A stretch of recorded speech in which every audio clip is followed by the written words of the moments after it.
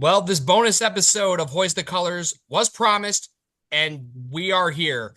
Saturday, Seton Hall welcomes Wagner to historic Walsh Gym. It's an annual matchup. These two teams always love to link up, and we promised to have head coach Donald Copeland, former Pirate, on the show, and here he is. Coach, really appreciate you taking the time to join us, talk about your the glory days and your playing at the Hall, and of course, talking about this game coming up Saturday. No, thank you for having me. I really appreciate you guys doing it. So, let's start first and foremost. What led you to Seton Hall, and could you have ever anticipated, the kind of success that you guys had making the tournament twice, getting a lot of good quality wins during the 4 years that you were there? Yeah, no, growing up in Jersey, I'm a Jersey guy, um, born and raised Jersey City, and being Lewis or built a really strong relationship with, and so that made it a match for me. And I grew so much as a player from the time coming as a freshman to leaving out as a senior, and a lot of good memories, a lot of I think tough times too that kind of made me better. I think to kind of leave out the way I did. So I'm forever thankful for my time at Seton Hall. Uh, I mean, so Coach, I have a question. You played in two memorable games against Pitt in your Seton Hall career. One you played a lot more minutes in than the other one. But tell us about the first of all the double overtime win at the Meadowlands on Big Monday in 2004, and then the game that you won out in Pittsburgh. I think it was the first Friday in March in 2006, which probably got Seton Hall into the NCAA tournament that year. Yeah, no, I just Tom's really a powerhouse in the Big East and nationally. So you always knew playing against those guys, it was going to be a war, a battle. And then obviously getting them on our home court, at the time of what the team was going through, I think that was my sophomore year, I believe. Or whatnot, might have been my freshman year, but they were nationally ranked top 10 in the country. And for us to get the win like that, I think it propelled us to kind of finish off the season strong. And games like that are always good for the fans and obviously for Seton Hall basketball, to always show that we compete on that national level. And then my senior year, I remember well. I think that was their senior night, and we were probably on the bubble. Like a lot of teams in the country. And, it was another marquee victory against a ranked opponent in their gym. I thought that really sealed the fact that we could get into the tournament. So, I just remember the guys building up for that game and knowing what it could mean for our chances to get into the tournament. And I'm glad that it worked out. To pick up where we left off, you guys were road warriors in 2006. You not only beat Pittsburgh at their place, but you also won in the Dome, which I'm from Utica, is an hour away. I was there when you guys beat Syracuse, and then you went on the road, beat NC State, another tournament team. What goes into going into these hostile environments, getting big road W's and building that resume that got you in the tournament? I think I always liked playing on the road. I enjoy coaching on the road. Just something about that us against the world feeling you get. Playing another team's gyms.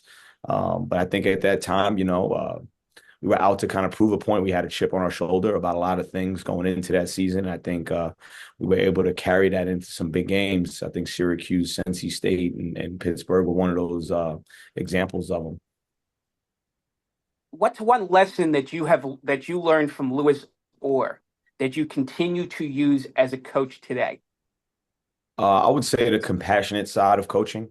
I played for my father, who's very militant, hard nosed, and tough. My coach Hurley, I think everyone knows his background as far as hard nosed and tough. Lewis Orr was a different speed than them, but still effective. So it was more of the compassionate side, which I think kind of shapes me a lot in how I coach now.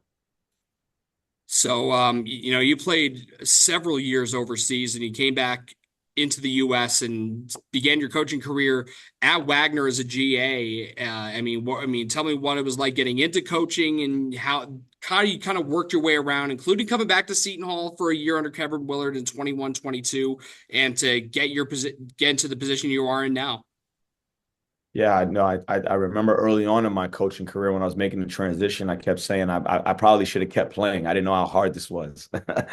But I'm grateful for the opportunities I was given, spending my time here as a GA, with Bashir Mason, and then becoming an assistant coach, and then, living out a dream of, if I got into coaching, being able to go back to Seton Hall and have the success we had there. And now just blessed enough to be a head coach now. You try to take a piece of, all of your basketball stops as a player and as a coach and try to mold it into what you can be as a head coach. I think I've been blessed by to be around some good head coaches and coaching beforehand that kind of has given me a chance to, at success doing it in my version of those things. So now last year, right. Go ahead, Pat. No, I was actually going to ask that question. What was impressive about your run last year was that you had to play with 7 players. Basically, I think it was the last month of the season, which is a major challenge in college basketball, because when you've got to run the same 7 guys out each and every night, particularly in like the conference tournament and then over to the NCAA tournament, what was that like? Having to deal with that adversity and still being able to make it as far as you got last season? No, it was extremely difficult. I always say, I hope no one else goes through that again and then asks me, like, what do you do? Because I didn't know what I was doing. You got 7 players. There's no real script for that. There's no advice someone can give you as to what you should do day to day to practice, prepare for games and things of that nature. I kind of was just going off of kind of what I felt, and kind of, I just really had to hone in on my senses and focus a lot more. And I think I had to become better. I did have a lot of support. My staff was great. The players that were injured, they became coaches. I said that a lot. And then the 7 guys that were available just were, ready for anything, ready for anything. And the one thing I can say that was consistent that we did try to emphasize every day was our culture. We're no excuses. We're tough. We're together. We need to look and sound a certain way every day. And that stayed true every day, even when things were going hard. We really coached and enforced the culture of the program. And I think that gave us a chance down the stretch. Now you had to go on the road, and it's almost like echoing 2006 as a player, where you guys went on the road in tough environments, especially against Merrimack, who was trying to go to the tournament for the first time ever since moving up to D1. And you went on there and crushed their dreams out at Merrimack. Tell me what not only just the 7 players, but what the degree of difficulty was, and just the heart of the team to be able to go on the road. Conference tournaments, most are played in neutral site, but to go on the road to punch your ticket to the big dance.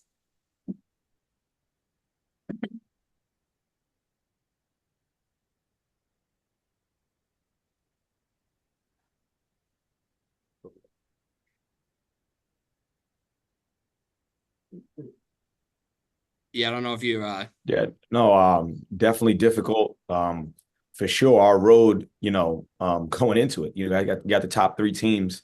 You only go one game at a time, though. So, obviously playing against Sacred Heart. Go ahead. Sorry. Yeah. Can you hear me? I can hear you. Yeah, go ahead. Hello? Yeah, Can you hear me? no, you're good. I think you should be good now. Yeah, no, I think playing against the top 3 teams. Playing against the top 3 teams, obviously that's a challenge in itself. Starting off with Sacred Heart, who's really good and high scoring, and then, Central Connecticut, that's, talent, well coached, and then obviously Merrimack, which is, everything you kind of need, all the ingredients to be a championship team. They've been good for the number of years they've been in the league, and, you got to just focus on who we are every single day. And, my team took on my personality. I've always had a chip on my shoulder. I always didn't like to have excuses. And, the culture that we actually preach every day and we practice on, I think that was carried on into those games. And that showed, we just were prepared and worried about ourselves. And then, I think that always gave us a chance. We're just fortunate enough that it did work out for us with a championship. So with Yeah, you're bringing a lot of players. Oh, go ahead. no, Pat, you can go ahead. You're bringing a few key players back. Yeah, you're bringing a few key players back from that team from last season. How are those? What do you think those guys learned from that experience being in the NCAA tournament, and how do you think it's gonna translate into how you're expecting to doing this season? No, I think they learned a lot. They learned a lot about just the day to day of how hard you have to work every single day in practices and in drills and in meetings and film and lifting. There's 3 guys on my team now that have come back to this roster that were a part of that last year, and they've been great in all facets of how we work every day at an elite level, and they really set the tone on what this season needs to be, as difficult as it's going to be, because it's going to be harder than last year, and it's not about having 7 players. It's just, there's a new expectation. And then obviously, especially when we get in league where everybody's big game, the 3 guys that return, Tajay, Keontae, and Javi, have really been workers in everything we do every day. So I think they learned that based off of what they were able to experience last year. Definitely a challenge. I thought we went into the game with the right mindset. I thought my guys expected to win and play well. And to be honest with you, for 30 minutes, we were, it was a 10-point game or under 10, when we competed as much as we could with the 7 guys. But they got running and got in some transition and things, and they became the Carolina we all know. They were tough to handle, but the experience was great, for these guys. And even after the loss, they weren't like, "Hey, we lost to North Carolina." They were pissed. They were upset, because of what the culture is here. They expected to win. So, I think there was a lot to take away from it. I'm just glad they got to experience that. So, Coach, I want to ask you if you had heard anything throughout throughout the run, all the way to the NEC championship, and of course, the big moment of you guys getting your first D1 NCAA tournament win, former teammates, former coaches, etc. Yeah, no, I think I had a lot of people reach out. I probably still have some messages I haven't gotten able to get back to guys on, because it's just so many that poured out from that time. But I did my best to reach out to everybody, former players, coaches, family, friends. Everybody was just so happy, and the support is always appreciated. What are your thoughts about this game coming up on Saturday? Last year's game at the Rock was interesting, but this year you're going home. You're going back to the place that you practiced for 4 years at Walsh Gymnasium. So tell us a little bit what you're going to be thinking in getting the opportunity to go up against Seton Hall at the building that you grew up knowing and loving in South Orange. No, I think, it's going to be a big time challenge. Anytime you play a Big East opponent, Seton Hall, especially what they're, known for. I know this team is kind of different than, last year's team at the moment, but, it's still it's still going to pose a challenge for us. So we have to really prepare well and try to play well, because we haven't played up to our potential either for a number of reasons. But being able to play a game in Walsh Gym, someplace that I know is familiar, it is special. There's so many memories that come just from being there. So I'm excited. We're excited about the opportunity to play the game. So in order for, we obviously, whenever time we get, former player coach. I mean, last year we had Grant Billmeyer on the show, and we gave him an opportunity to, give some attention to the guys that, we should be on the lookout for as fans. So I want to give you the opportunity, what are some names that Pirates fans should be, seared into their brains for Saturday's game, and to, follow you guys throughout the season and hopefully, repeat as NEC champions? Yeah, I think it starts with our point guard, Javier Esquerra, who's grown so much in the program. He's been here for 4 years. We're probably going to go as he goes. I couldn't take him off the floor last year with 7. I thought I'd be able to do that a little bit more now. As of now, I'm not. But he's just the brains of the operation. He does such a good job. A lot of things he does don't always show up in the stat sheet, but he's such a winning, intangible type of point guard that you love to coach. Another guy is Keontae Lewis, who's only gotten better every year as a junior. He's now a junior. Really going to lean on him as an enforcer in the paint for us, especially. So, and then Zaire Williams, who's now, back healthy for the time being right now. Just looking forward to him kind of just being a veteran player for us right now. And I know one thing, whether he's struggling offensively or whatever the case may be, he always brings a level of toughness. And last, I think Tajay Kelton, who's probably taking the biggest jump in the program of just being an everyday guy, wasn't recruited as a starter. He earned starter minutes though. And that speaks to the character he has. Okay, I got to say it's unusual and somewhat refreshing, Coach, that you're bringing so many guys back in an era where rosters seem to turn over every year, particularly in a conference like the Northeastern Conference. So what do you think it says, not only maybe to you, but to the players you're playing with, that you're basically having the opportunity this year to run it back from a team that did so well last season? Yeah, I think, we've always, the climate's changing for sure. We've had a history for a while now to kind of like return a lot of people. We've always done that. It's probably even more unusual with what's going on now, the transfer portal and NIL, but I think it speaks to the culture. We preach a lot of culture to these guys about being together, and we're very transparent. I'm very transparent daily with these guys. So you're always going to know where you stand in the program, but you're always going to know that, you're going to be loved, you're going to be taken care of, and you're going to be coached hard. And, it's up to you to do the other things. But my guys get along with each other, they like being around each other. They like how we do things here.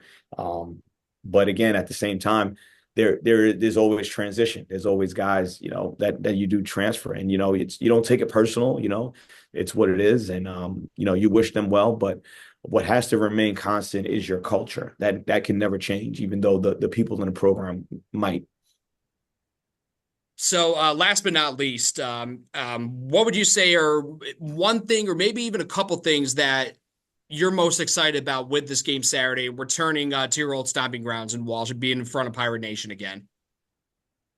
To be honest with you, just want to really compete, man. I'm so focused on my group right now. We have a lot of things going on, just far as health wise, and we're still trying to work our ways back into basketball shape based off of how our preseason is gone. But just really, I know what the game is for me. I don't want to make it about me, but I want my team to perform well. And I'm really focused on that aspect of things, because I think I got guys that are bought into what we're doing and how we're doing right now.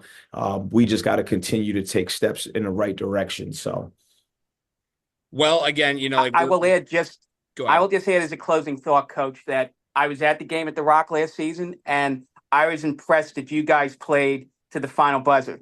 So I think it's a credit to you as a coach and a credit to your players that even in a game when you were losing, you still were finding ways to competing down to the last second. So I was impressed, and I was proud as a fellow alum that your team played to the buzzer and played hard at that game against Seton Hall at the Rock last year. I appreciate that. For sure that's a testament to these guys. I try to give them good messages, and it's always on them to carry it out. But I do have some guys with some pride. They want to play hard. They want to, do things the right way. So it's what we preach. But again, I do have some guys that are bought into that. So again, Saturday, Walsh Gymnasium at Seton Hall and Wagner. Coach Copeland, thank you so much. And on behalf of all Pirate Nation, we thank you for, the memories, even though I didn't come to Seton Hall till almost a decade after you graduated. I'm pretty sure I speak for all for Pirate Nation, memories that you gave all of us, including, second team All Big East guy. A lot of people don't even realize that, you had the kind of game that got you the recognition. So we appreciate the time again. Best of luck to you and your Seahawks Saturday and the rest of the way. And hopefully we see you back in the NCAA tournament. And once again, as NEC champs. Thank you so much. I really appreciate you guys having me. So that's going to do it for this bonus episode of Hoist the Colors. For Coach Copeland and Pat Madden, I'm Tim Best. Thanks for tuning in. Until next time, onwards to Tonia.